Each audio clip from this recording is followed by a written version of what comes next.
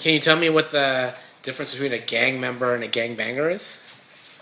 A gang member hangs out. A gangbanger handles his business, put in work, do what the gang do.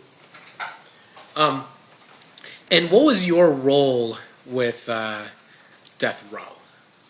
I was the guy that if something happened, would have you take care of that. Like Snoop Dogg Trial, there was issues up there. I was sent up there to make sure those problems didn't happen again. And are those problems, and I'm not asking you to get into specifics, but are those problems meaning issues with other people who might be gangbanging or might be trying to threaten folks, that type of thing? Correct, yes. And you are somebody that Suge relied on to be able to protect his roster of music artists and other things like that. Correct. And after you were asked to help out with Snoop, did Snoop have any other problems? No, we didn't have one issue at court. Now, I'm going to ask you, fast forward a little bit, to were you familiar with the Southside Compton Crips? Yes. Would you say they were somebody you were in alliance with or a rivalry with? Right. Okay, just one final question. You're here today, and I think the state had asked this question under a subpoena. You're ordered to be here today, right? Yes. In terms of that subpoena, for instance, is that's the only reason why you're here is because of that subpoena? I don't have no other reason to be here. Yeah. In order for you to get that subpoena, you were served that subpoena back in California? Yes.